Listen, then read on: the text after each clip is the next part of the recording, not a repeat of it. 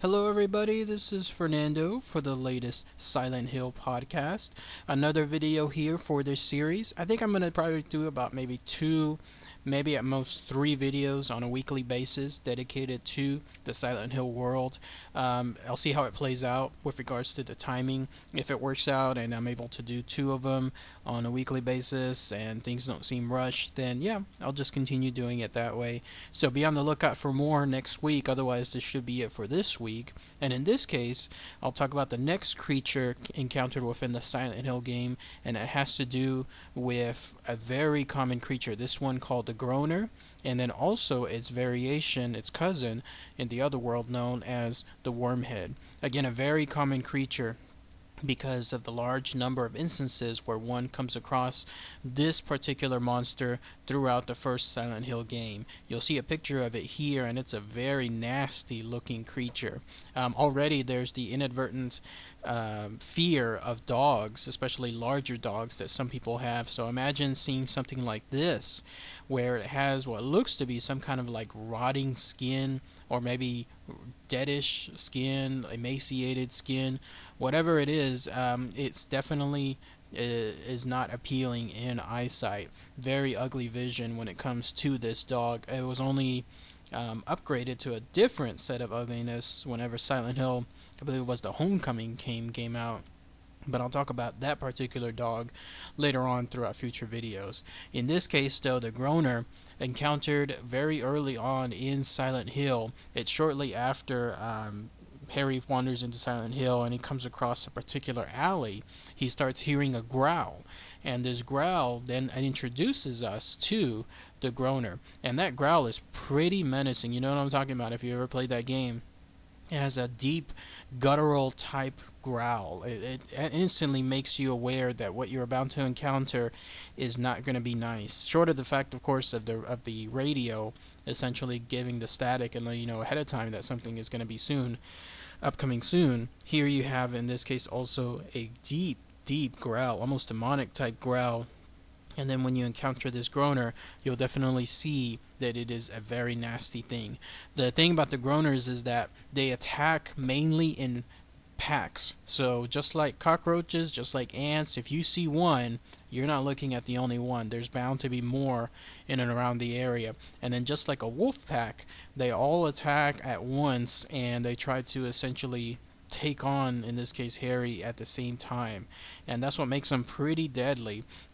Also, the fact that they are very quick. The dogs are modeled after the Greyhound, and so the features of the Greyhound are there, where this particular Groaner is very fast. It can run up to Harry, it can catch up to Harry, unless he's able to just dart in and out as quickly as possible. And when it catches up to Harry, its main attack is essentially to jump and pounce right on Harry and then deliver a vicious bite.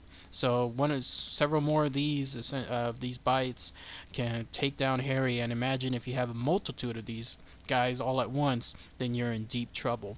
In fact, it's heavily suggested, and I saw this just like in the walkthrough, the dude that was playing it, if you come across these particular dogs, especially a pack of them, run away, run to the other side, run to back to where you came from, try to find some place to hide.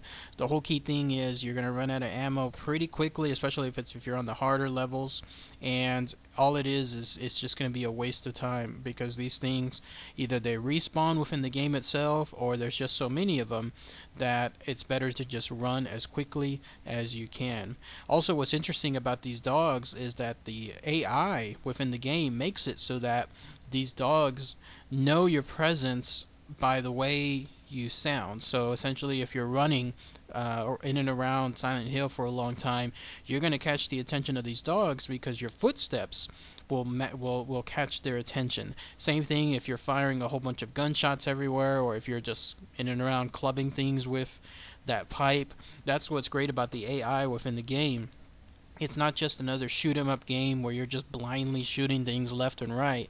No, in this case you got to be almost stealthy. The game rewards you for not attracting as much attention as possible, and in other cases punishes you for being reckless. Just like in real life, if this was a real person, if Harry was a real person stuck in Silent Hill, he wouldn't just be popping around every corner and just unloading his gun at everything possible. No, he would have to conserve his bullets, he would have to hide, he would have to be stealthy.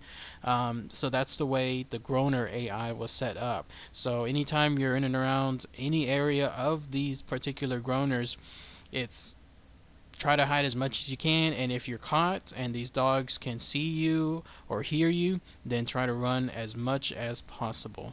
Now there's a cousin tied to the Groaner, and this happens when the game shifts into the other world, and it takes on an even nastier version of the Groaner, if you can believe it, and it's called the Wormhead, which you'll see a picture of here. Basically it's the same thing as the Groaner, but it's a little bit larger, probably about maybe 10-15% larger, but the most distinct feature, and of course the reason why it's called a Wormhead, is because its head is completely consistent of worms. Pretty nasty stuff. I mean, the level of detail, even for a PlayStation game, is pretty phenomenal. I was just talking about the other day about the Night Flutter, and how that one also had a head consisting of worms, but it didn't really look too apparent when it came to viewing it in the game. Here, though, the designers of the game, when they were making the worm head, they went all out. I mean, it just looks nasty. Imagine seeing something like this, where you see a head writhing completely in worms. Oh yeah, it happens to be on the body of a dog that essentially has rotting skin. You can definitely guarantee that there's some people that are going to be scared out of their mind if they come across something like this. Otherwise, the Wormhead essentially attacks the same as the Groaner.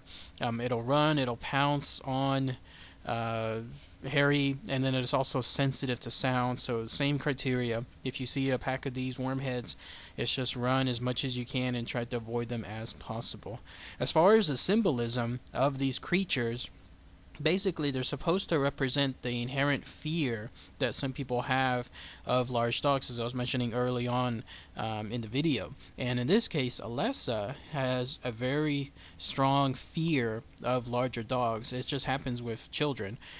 Some of them, whenever they come across a large dog, say a large Dalmatian, a large pit bull, whatever, whenever they come across it and they see something that in some cases is taller than they are, they just have an inherent fear. And in this case, whenever the other world happened, whatever Alessa did to essentially create it, she brought in these dogs. Now, whether these dogs were actually already there in Silent Hill and they just happened to be poor innocent animals trapped and became these monsters, the game doesn't really talk about. It does bring up an interesting point, though.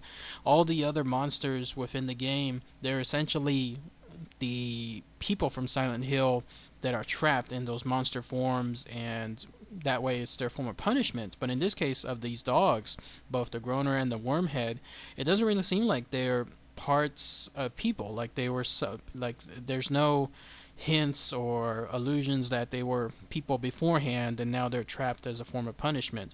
So it makes it seem like in this case either they're just made up animals or they really were innocent dogs that were suddenly just for whatever reason transformed into these monsters there in Silent Hill. Creepy stuff when one thinks about it. Also, another interesting little bit of trivia, there's a part of the game, and you'll see a picture of it here, where Harry encounters a dog's head. Not much is said on there, all he says is pretty much a dog's head, but it implies the fact that these dogs might actually be cannibalistic too within the game, because what they do is if this dog's head was obviously cut off from another body, then it might have been essentially eaten the rest of the body by other monsters. And since the only prevalent monsters around that part of the game are either these dogs themselves, the Groaners, or in some cases the Air Screamers, maybe even the Grey Children, then one of those three essentially ate the rest of this dog's head. But most likely, considering the type of pack mentality that these animals have, it'll most likely be the Groaner. So they could actually be cannibalistic as well. As far as other cameos that the Groaner has done, pretty much the only other one that it's been on is the play novel, the one that I talked about the other day. That's that special novel that was only released in Japan. You'll see a picture of it here. It hasn't really made any other appearance per se, like the Groaner itself, within other games. However, other variations of dog-like monsters have been in several other games, and I'll talk about those respectively when I get to those games in time. But in this case, the Groaner, that's pretty much it. It's the only other cameo it's made just in the play novel. No other comic book entry, nothing in the movies. So that's pretty much it. So, all right, everybody, what do you guys think? The Groaner, the Wormhead, crazy stuff? No, very fearful. I mean, these are ugly monsters. These are kind of things that you don't want to come across at all, whether it's in real life or whether it's in Silent Hill. So, it's a very, very fearful monster. All right, everybody. Thanks again as always. Take care.